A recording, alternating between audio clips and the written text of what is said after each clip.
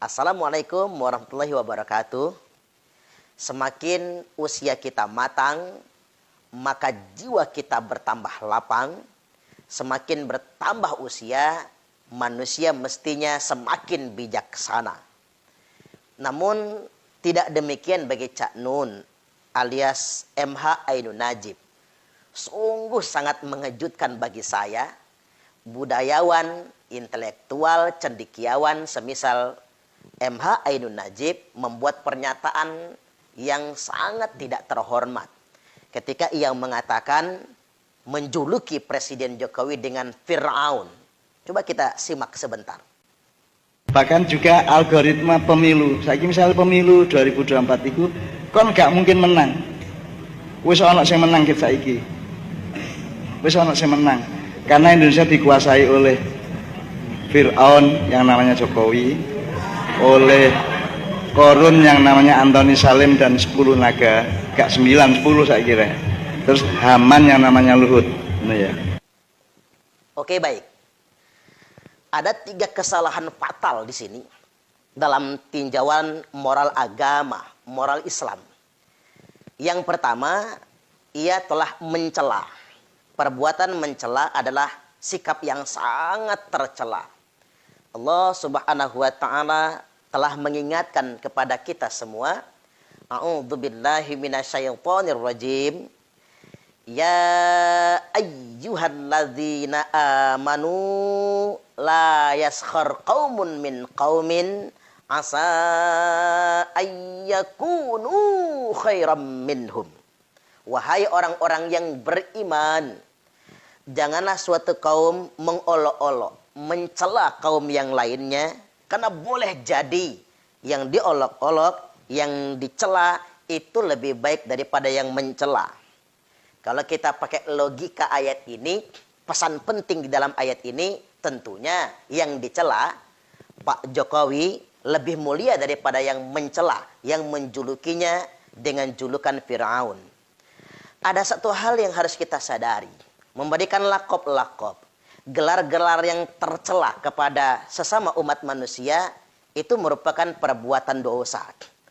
Bahkan Imam Nawawi rahimahullah menyatakan memberikan lakop-lakop yang buruk seperti itu wajib untuk ditakzir.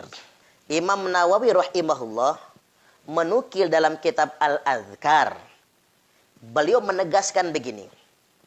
Wa minal alfazil mujibati li ta'ziri qauluhu li ghairihi ya fasiq, ya fajir, ya kafir ila akhirih. Di antara ucapan-ucapan, lafaz-lafaz yang wajib dikenakan ta'zir, yang wajib dijatuhi hukuman.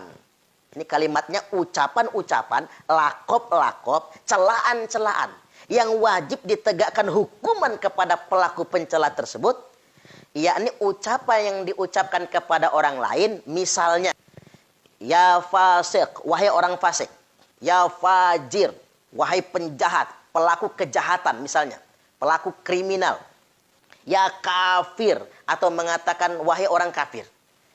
Nah, menyebut orang lain dengan sebutan Fir'aun, itu diantaranya sama saja sudah menyatakan dia fasik, sudah mengatakan dia kafir, sudah mengatakan dia fajir.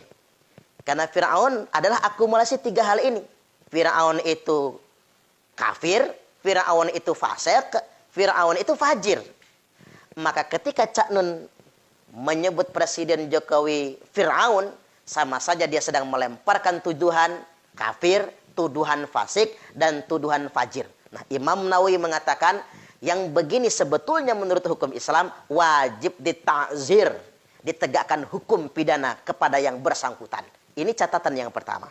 Catatan yang kedua, setelah saya menyimak pernyataan Cak Nun ini, beliau mestinya semakin bijak, semakin mawas diri dan sadar semua yang terjadi ini adalah takdir dari Allah. Nah, dia nggak percaya dengan takdir, menurut saya ya, tak percaya dengan takdir.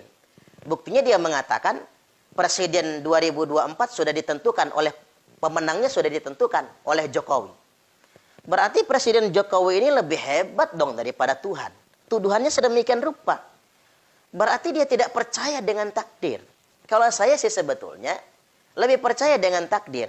Silakan para politisi berjuang dengan berbagai macam gerakan politiknya, tapi saya yakin betul, saya yakin bihaqil yakin, bahwasanya presiden yang bakal terpilih di tahun 2024 nantinya sudah ditakdirkan oleh Allah Subhanahu wa taala. Senang nggak senang, terima nggak terima. Tidak ada sesuatu apapun di muka bumi ini terjadi kecuali takdir dari Allah. Makanya saya menganggap orang-orang yang sampai hari ini belum menerima Presiden Jokowi sebagai presidennya, berarti dia nggak percaya dengan takdir Allah dong. Apa dia sholat sampai jidatnya kapalan kalau dia nggak percaya dengan takdir Allah? Padahal tidak ada daun yang jatuh kecuali sudah ditakdirkan oleh Allah. Angin yang bertiup sudah ditakdirkan oleh Allah. Sama. Presiden ini bukan pemimpin yang sembarangan. Sudah ditakdirkan oleh Allah Subhanahu wa taala. Suka atau tidak suka. Nah, ini catatan yang kedua. Seolah-olah pernyataan tersebut mencerminkan tidak percaya dengan takdir Allah. Maka kalau orang nggak percaya dengan takdir Allah, siap-siap bakal kecewa. Makanya orang-orang yang masih kecewa, masih ngambek bahasanya, masih ngambek, masih kecewa, masih nggak terima presidennya Jokowi, berarti sebenarnya sudah mengingkari takdir dari Allah Subhanahu wa taala. Nah, ini yang lebih fatal lagi. Yang ketiga lebih fatal lagi. Saya melihat ini pernyataan yang nadanya mendelegitimasi pemerintah yang sah. Ini bernada mengajak umat ini seolah-olah nggak percaya dengan pemerintah.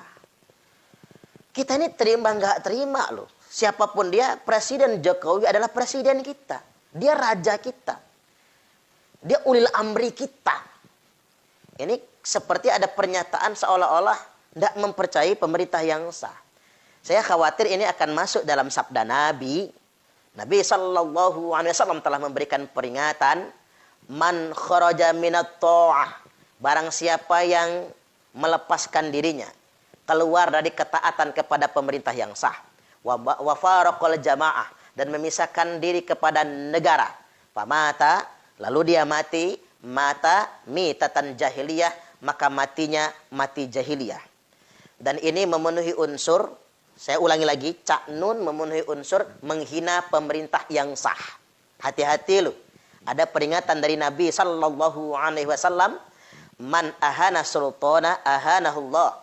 Barang siapa yang menghina pemerintah, ingat suatu hari nanti niscaya dia akan dihinakan oleh Allah.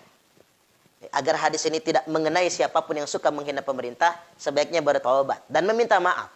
Karena ini kaidah yang jelas. Barang siapa yang menghina sultannya sendiri, maka dia akan dihinakan oleh Allah Subhanahu wa taala. Dan tindakan tersebut kalau di Arab Saudi sudah merupakan tindakan bughah. Ada orang yang berani menghina pemerintah atau mengucapkan kata-kata, ujaran-ujaran yang bernada agar umat tidak percaya dengan pemerintah, itu bughah. Kalau di Arab Saudi sudah dihukum pancung sebetulnya itu. Saya berharap kita semua bisa mawas diri.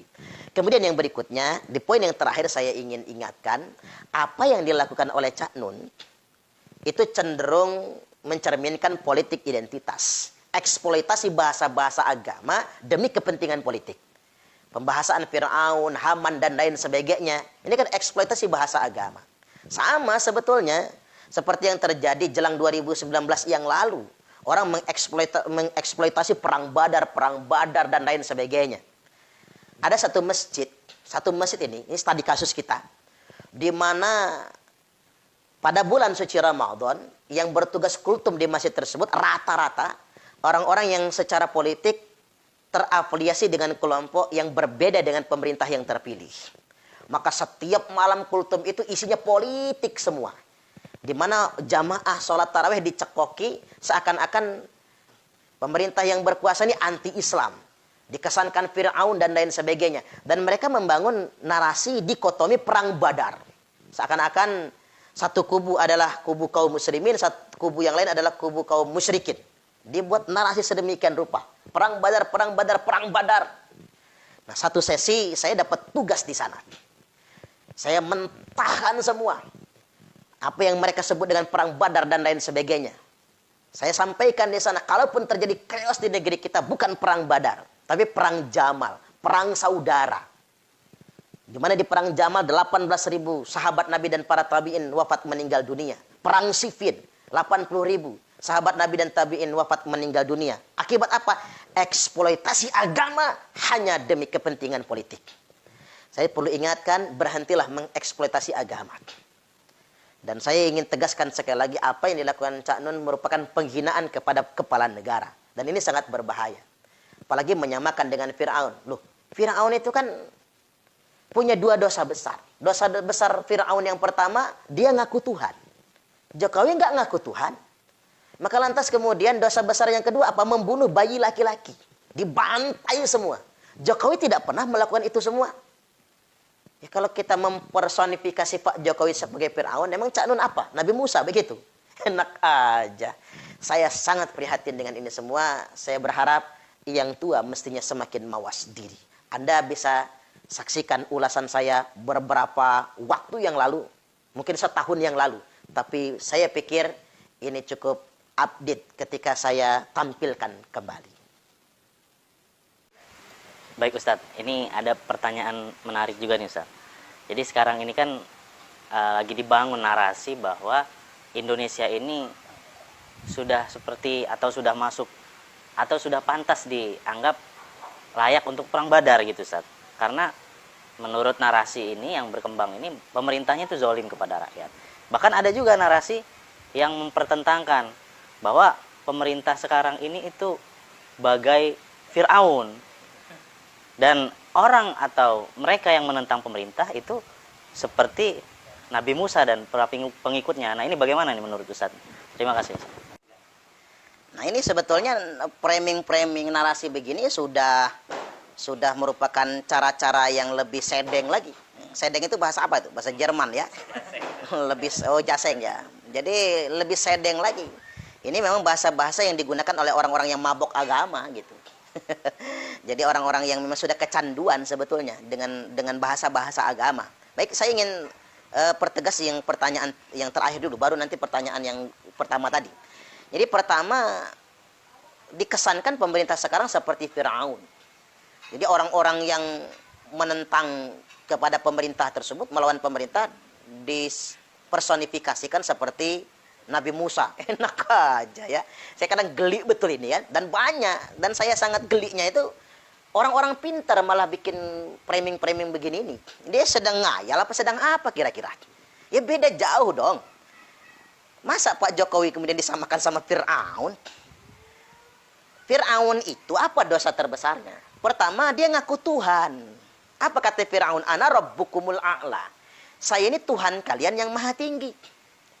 Pernah nggak dengar Pak Jokowi ngaku Tuhan? Nggak pernah kan? Malah kalem Pak Jokowi. Dihina-hina orang, ya nggak apa-apa toh. Fir'aun dihina orang, disembelihnya, jangan macam-macam. Kita ingat dosa-dosanya Fir'aun itu pertama dia ngaku Tuhan. Yang kedua dia membantai bayi laki-laki. Disembelihin semua. Bayi laki-laki yang lahir di tahun yang disebutkan oleh tukang ramalnya itu dibantai semua. Kecuali Nabi Musa alaihi salam. Ini kan kezaliman Fir'aun. Kemudian Fir'aun memperlakukan rakyat Mesir itu sebagai budaknya gitu. Diperlakukan seperti budaknya. Dieksploitasi sedemikian rupa. Dan dia menuhankan dirinya. Itu Fir'aun tersebut.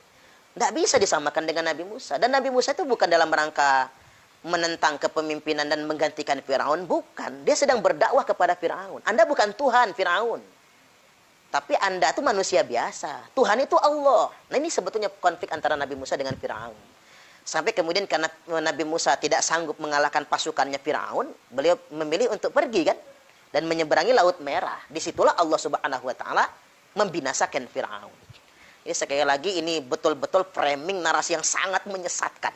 Jadi saya ingin tegaskan kepada Anda semua, kalau ada selepel ustadz atau selepel kiai, penceramah, orang ngomong agama, membangun sebuah narasi pemerintah sekarang itu Fir'aun dan yang menentang pemerintah dan Nabi Musa, saya tegaskan pada kesempatan kali ini, dia sedang memfitnah sebetulnya. Ini fitnah yang sangat besar. Saya jadi malu nih sebagai orang Islam kalau ada pemuka-pemuka dalam tanda kutip ya, mengatasnamakan Islam kemudian membangun ini semua. Ini betul-betul kebohongan yang besar ini. Dan ini termasuk fitnah yang sangat besar. Ingat, Nabi SAW sudah menegaskan bahwasanya la yadkhulul jannata namam, tidak akan pernah masuk surga orang-orang yang mengadu domba, yang memprovokasi semacam ini. Bahkan disebutkan bahwasanya wal fitnatu asyaddu minal qatli. Allah Subhanahu wa taala berfirman, fitnah itu lebih kejam daripada pembunuhan. Bayangkan kalau ada masyarakat Indonesia percaya, atau orang muslim percaya dengan narasi ini, dan dia menganggap pemerintah itu adalah antek Fir'aun semua. Lalu kemudian mencari alasan pembenar untuk melawan pemerintah. Ini bahaya sekali. Makanya menurut saya fitnah paling mudah itu adalah fitnah yang mengatasnamakan agama. Fitnah paling mudah adalah fitnah yang mengatasnamakan agama. Hati-hati sekali sebetulnya. Jadi kalau ada orang sudah menggunakan agama untuk kepentingan ambisi politiknya, hati-hati. Dia sedang menipu kita semua. Nah, kemudian kita masuk ke pertanyaan yang berikutnya tadi. Ada yang membangun kemudian narasi perang Badar. Perang Badar itu kan perang pasukan Nabi melawan orang kafir. Di mana pasukan Nabi cuma 300 sekian, ngelawan orang kafir yang 1000-an lebih, kan begitu. Jelas-jelas kafir Quraisy loh, yang nyembah berhala, yang tidak beriman kepada Allah, yang menganiaya para sahabat, yang menganiaya Nabi. Nah, kalaupun harus terjadi misalnya konflik di Indonesia, ya bukan perang Badar, ge. Yang terjadi justru perang Jamal, perang Siffin sebetulnya. Ya, saya coba kita flashback ke sejarah sebentar. Jadi kalaupun memang terjadi ya perang Jamal, perang Siffin. Pasca terbunuhnya Khalifah Utsman, karena Khalifah Utsman itu dituduh korupsi.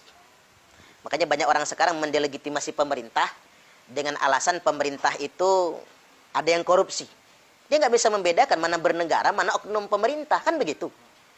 Ya jangankan pemerintah yang sedang berkuasa, Anda juga yang sok-sok suci itu kalau jadi pemerintah jangan-jangan lebih gede korupsinya.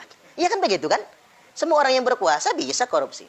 Saya bisa teriak-teriak anti korupsi karena saya bukan penguasa. Coba kalau saya jadi penguasa ya belum tentu lah. Tapi mudah-mudahan enggak lah. Kalau beneran tuh mudah-mudahan enggak, kan begitu.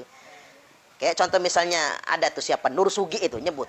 Itu yang korupsi bukan khilafah, katanya. Ya iyalah. Sama saja dia ngomong begini, yang korupsi di Indonesia bukan rakyat Malaysia. Ya iyalah. Betul kan? Yang korupsi di Indonesia ini bukan rakyat Amerika. Ya bener lah. Ngapain kan begitu ya? Itu kan ngibul sama kita. Dia sedang memanipulasi kita sebetulnya. Jadi balik lagi bahwasanya ya itu namanya oknum. Oknum akan mempertanggungjawabkan perbuatan sendiri. Kembali ke Khalifah Utsman, beliau dituduh korupsi. Kemudian sampai terjadi demo besar-besaran, 40 hari 40 malam, sampai Khalifah Utsman terbunuh. Ini gara-gara fitnah kan? Upaya mendelegitimasi pemerintah. Sudah terjadi sejak zaman awal. Nah karena Imam Ali belum berhasil menangkap dan menghukum pembunuh Utsman, muncul fitnah tambahan. Dianggap Imam Ali melindungi pembunuh Utsman. Maka terjadi demo besar-besaran di Basrah. Dulu yang mimpin demonya Ummul Mukminin Aisyah radhiyallahu anha. Kalau Indonesia sempat siapa? Neno Warisman kan? Yang sempat ya, teriak-teriak itu kan, takbiran belum waktunya itu. Jadi kembali lagi saya ingin tegaskan bahwasanya Ummul Mukminin tidak salah. Mengapa tidak salah? Karena dia ditipu oleh para provokator, orang penyebar-penyebar fitnah. Zaman itu banyak orang memfitnah atas nama agama dan banyak orang bersumpah dengan nama Allah. Wallahi, wallahi, wallahi. Coba kita lihat. Panasnya suhu politik tahun 2019 itu, banyak orang bersumpah demi Allah kan. Orang mengangkat Al-Quran di atas kepalanya bersumpah demi Allah. Sampai ulama dulu pernah mengingatkan, kalau sudah banyak orang yang demi politik bersumpah atas nama demi Allah, atas nama Al-Quran, ingat dia sedang berdusta. Dia sedang menyebarkan fitnah sebetulnya. Nah korban fitnah itu justru orang baik, orang soleh. Korban fitnah dan adu domba itu orang soleh sebetulnya. Karena ngapa? Orang soleh merasa tidak pernah membohongi orang lain. Maka dia merasa tidak akan pernah dibohongi orang lain. Nah, Ummul Mukminin Aisyah radhiyallahu anha, karena beliau orang baik, selalu berhusnuzon. Ketika dia dibohongi orang, dia pikir dia tidak sedang dibohongi. Maka terjadilah perang Jamal. 18.000 sahabat Nabi meninggal dunia. Aisyah tuh menangis berkali-kali kalau ingat perang Jamal. Kalau waktu bisa diulang, kata Aisyah, perang Jamal tidak akan pernah terjadi. Ternyata aku ditipu. Ini konflik politik yang berujung kepada hal-hal yang sangat negatif itu kalaupun terjadi dalam konteks kekinian keindonesiaan ya bukan perang Badar, perang Jamal. Tahun depan jaraknya cuma 6 bulan kemudian terjadi perang Siffin. Muawiyah yang memberontak. 80.000 sahabat Nabi wafat meninggal dunia. Ya matinya sia-sia dong. Uang bukan jelas-jelas perang melawan kafir Quraisy. Ini perang saudara kan. Sama-sama takbir Allahu Akbar. Sama kayak di Indonesia yang demo teriak Allahu Akbar. Polisinya ngejawab sami Allahu liman hamidah. Kan begitu kan? Ini perang saudara dong. Bukan perang Badar sebetulnya.